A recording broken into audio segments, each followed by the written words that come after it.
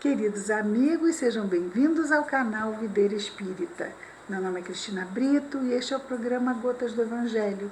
Aqui diariamente vemos as mensagens do Espírito Emmanuel, recebidas pela mediunidade de Chico Xavier e reunidas no livro Palavras de Vida Eterna, publicado pela Federação Espírita Brasileira.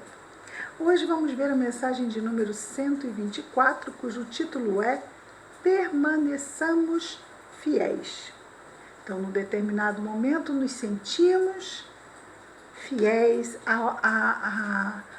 ao Evangelho que abraçamos, porque já entendemos a sua importância, e isso é maravilhoso.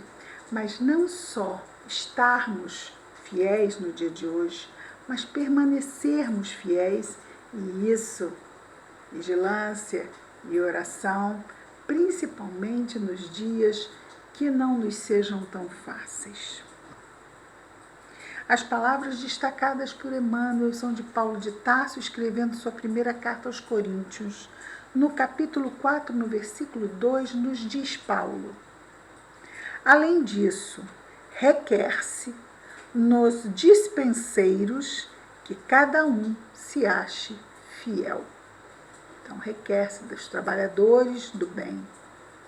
Os dispenseiros são aqueles que tiram da dispensa e distribuem, não é?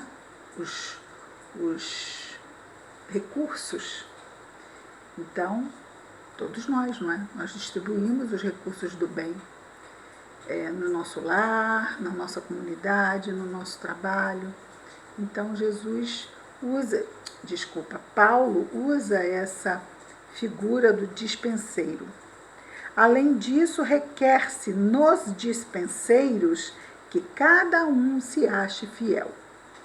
Então, cada um vai cuidar de si, a fim de permanecer fiel. Porque vigilância e oração é com relação a nós mesmos, e não com o outro. Não é vigilância no que o outro está fazendo, mas sim vigilância de como nós estamos caminhando, não é?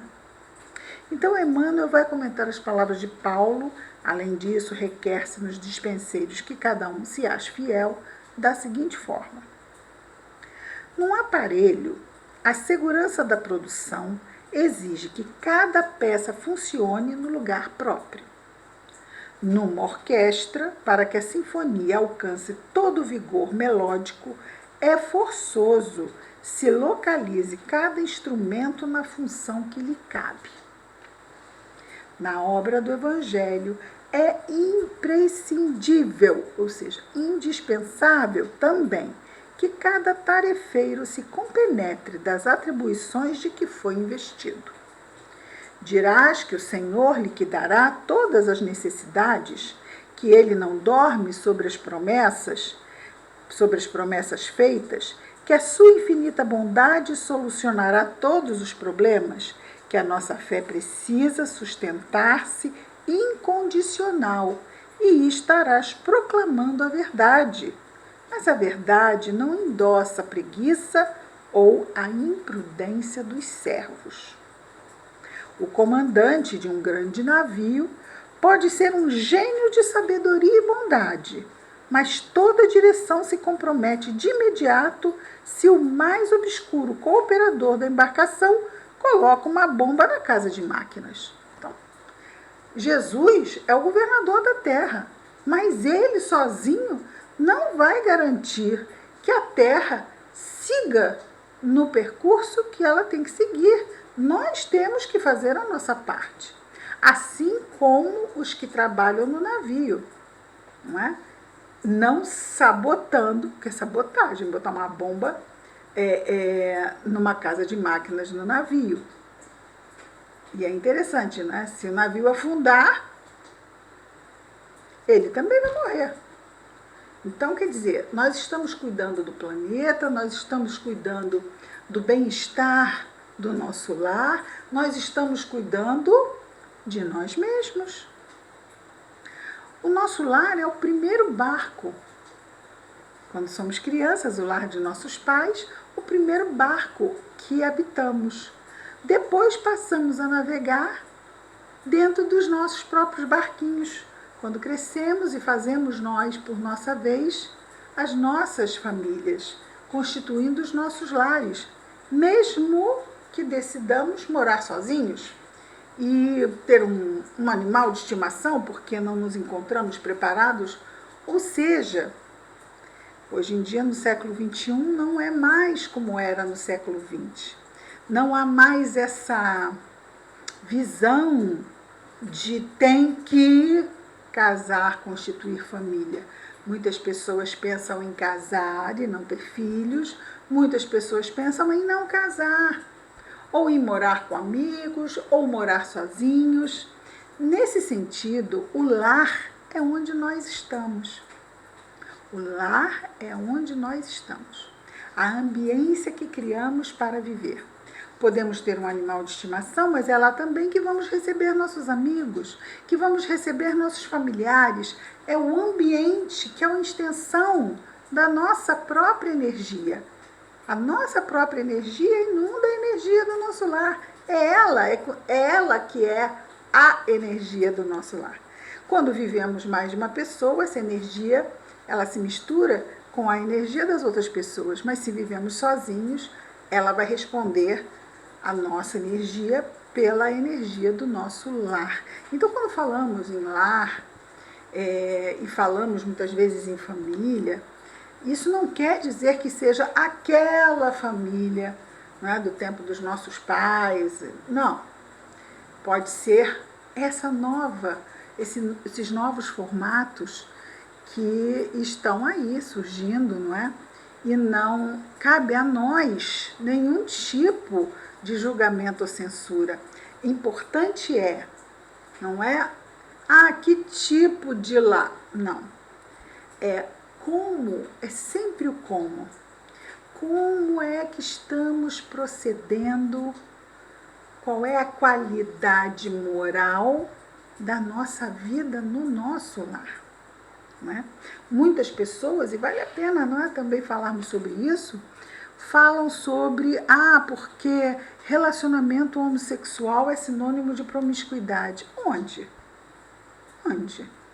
Na cabeça, lá de trás, talvez fosse, mas isso nunca foi verdade.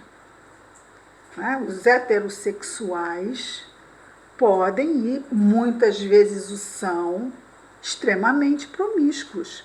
Então, promiscuidade não tem a ver com orientação sexual, orientação de gênero, ou seja lá como se chama, porque é o entendimento mesmo do sentido e não as exatas palavras.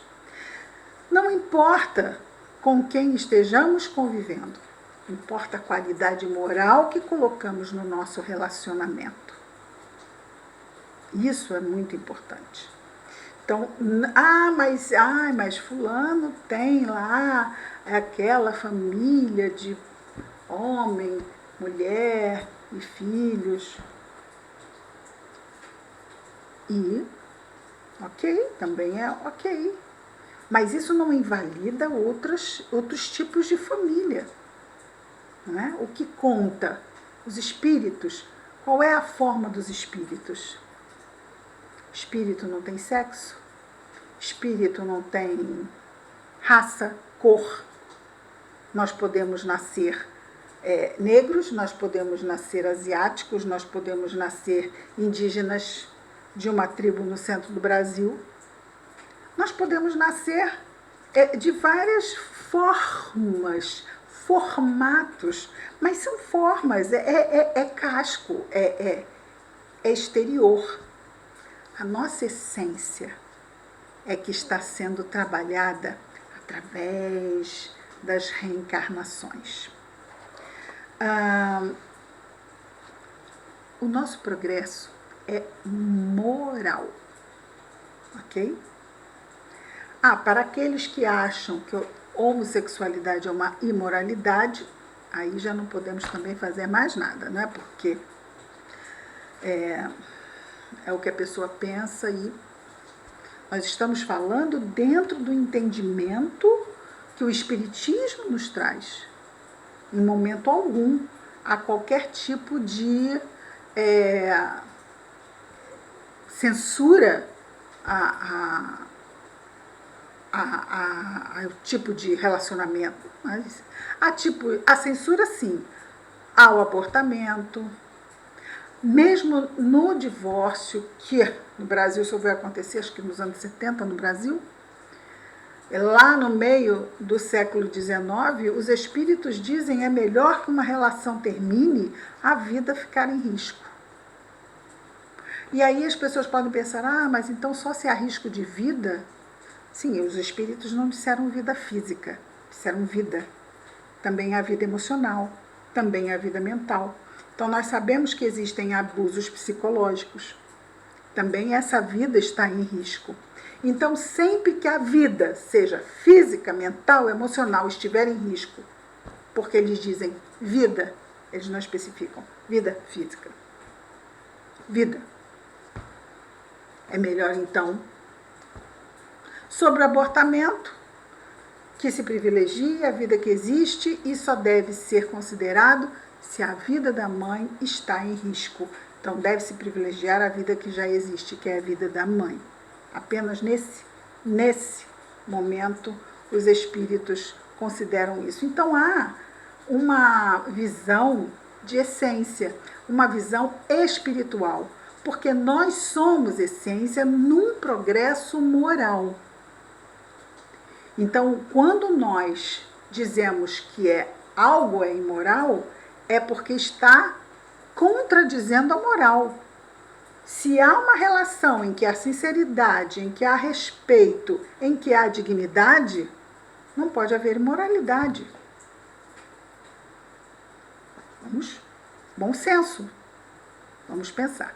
Nossos preconceitos, aí já é outra coisa. Eles existiram, eles ainda existem e ainda vão existir em muitas pessoas por muito tempo, ou pelo tempo que durar.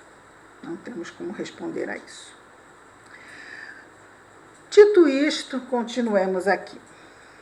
É bom que às vezes nós também podemos aproveitar as mensagens para falarmos um pouco mesmo de doutrina. Vamos ver aqui. O comandante de um grande navio, já vimos, qual seja a posição a serviço do mestre, é imperioso refletir que se esperamos por ele, pelo mestre, para comandar o barco, que é o nosso planeta Terra, é natural que ele igualmente espere por nós, como trabalhadores desse barco. Não obstante os erros que ainda nos assinalem o coração, quer dizer, embora esses erros ainda existam em nós, sejamos sinceros em nós mesmos e estejamos decididos a cumprir o dever que esposamos diante da consciência. Aquilo que nós estávamos falando de retidão moral. Desistamos de alegar tropeços e culpas, inibições e defeitos para a fuga das responsabilidades que nos competem. Desistamos de alegar tropeços e culpas, inibições e defeitos. Não está dando para mim por causa disso, por causa daquilo. Ele diz para evitarmos isso. Desistamos desse tipo de argumento. Por quê? Porque o tamanho do ombro é um tamanho feito, a cruz é feita sob medida para o ombro. Então, é claro que temos que estar preparados. Temos que nos preparar para as cruzes que a vida vai nos trazendo. Ora resolvemos uma, ora carregamos uma ao longo de toda uma vida. Mas às vezes uma já te resolve, mas temos sempre, num determinado momento, é aquela cruz. Estamos num outro momento, que a cruz é outra. Dentro da família, minha cruz é uma. Dentro do trabalho, minha cruz é outra. Não é assim? Mas sempre somos colocados em situações que podemos sim enfrentar, porque senão Deus não seria justo, não é? O próprio boi, mostrando os cascos empastados de lama para servir no arado junto ao homem, deve ser um animal fiel. Então, olha que ele traz a figura do boi, mas com os cascos empastados de lama para puxar o arado. Ou seja, é difícil estarmos exercitando o bem que nos compete realizar? É difícil. Ainda estamos imperfeitos, o mundo é de provas e expiações, temos provas e expiações para enfrentar. Não é fácil, mas está aí para ser feito. Assim como o arado está aí para o boi, a vida está aí para nós. Portanto, permaneçamos fiéis, é o título da mensagem. Vamos orar?